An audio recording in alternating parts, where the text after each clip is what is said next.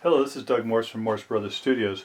Today I'm going to take you through my new print flattening fixture. I've done a number of these. In the past they were fairly simple and they were based upon a single size of print, and I've made them for 8 by 10 and also for 12 by 16 and 16 by 20 in different forms.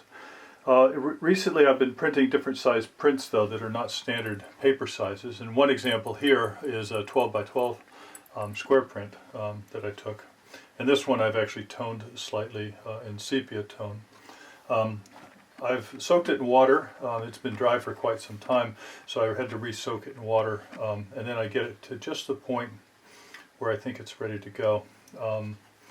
It's still moist. If it starts to curl or anything, it's probably a bit too dry at this point. But what I want to do is kind of show how this fixture works and how I set it up.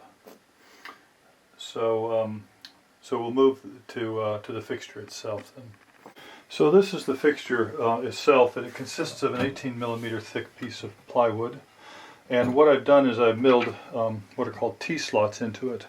And I'm not sure if it's apparent in the video, but these slots are in an inverted T, and they accept these special bolts. These bolts are called T-bolts, obviously, because they're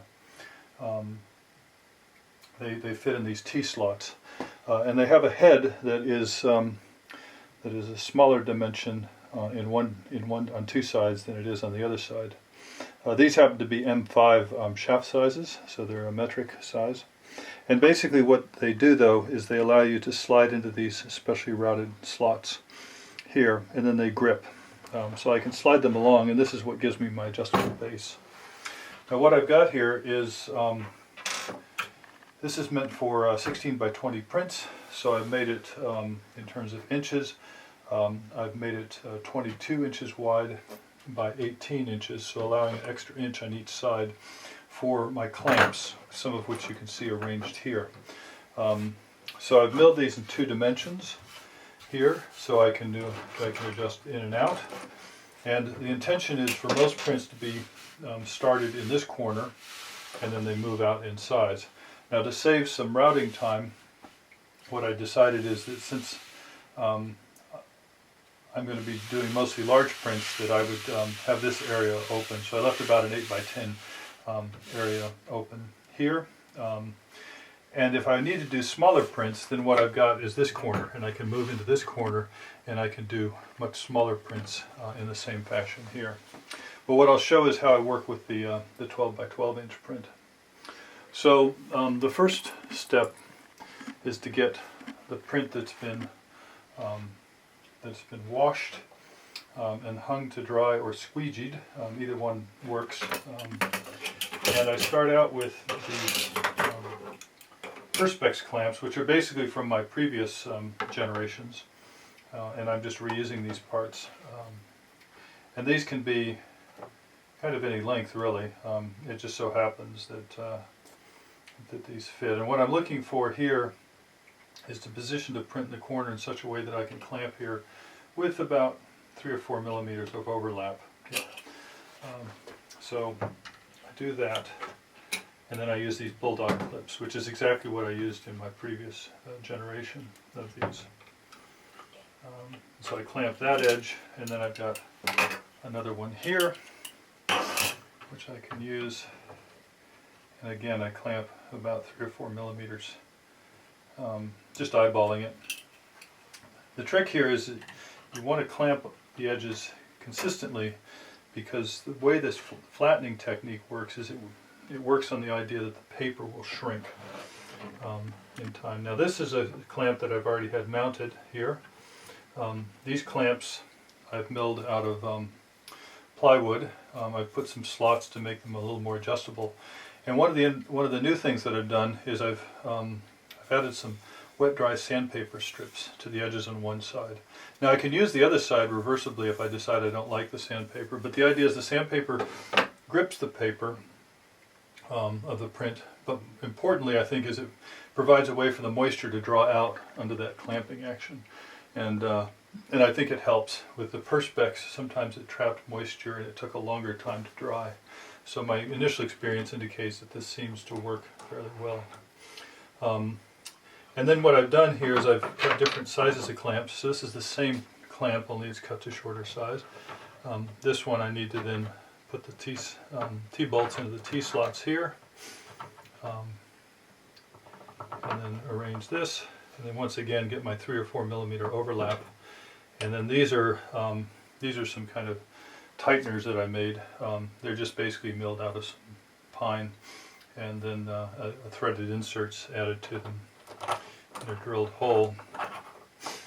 And so then I can spin these on and begin tightening that part of it. So tighten these down here. And not too hard, they don't need to be tightened very hard, just enough to grip the paper. Here's another already mounted clamp, and I've got different sizes of these, and you can see now I can adjust these pretty easily. This is my 8-inch or 200 millimeter clamp.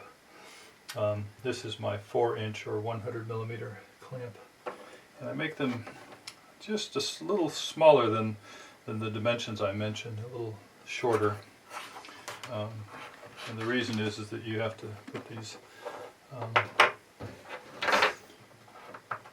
in, and they've got to fit. So in this case I've got to get them to fit in between here. And so it needs to be slightly smaller because of the overlap from the other clamps.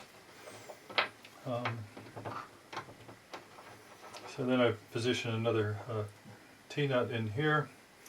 These are my smaller clamps. These are 50 millimeter clamps, so they're about 2 inches long. And I position that, get another tightener here.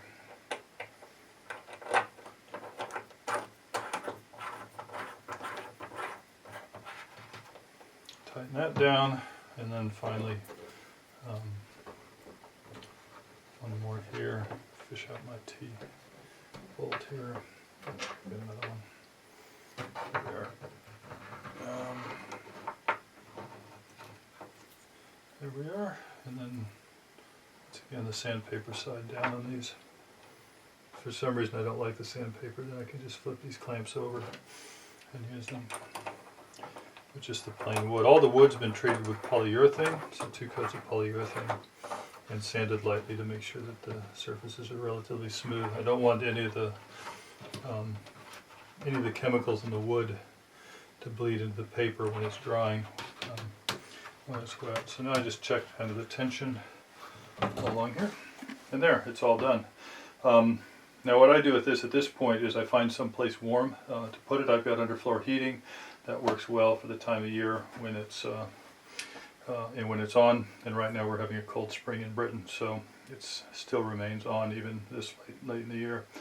Other times I can leave it out in the sun, and at other times just use air dryness to do it.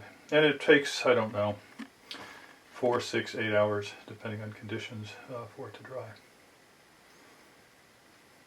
Well, it's about 5 hours later, so I've had it drying, and this is the result. So I'll just loosen the clamps right now. I think it should be dry. I can check the edges. This is dry, just a sign. Does feel pretty good. And we can check under the first fence as well.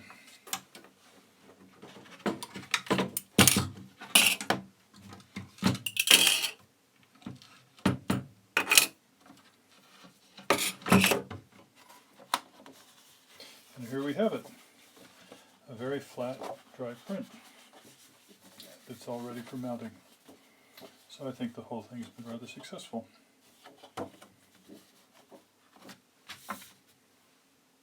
Thank you for listening. This is Doug Morse from Morse Brothers Studios.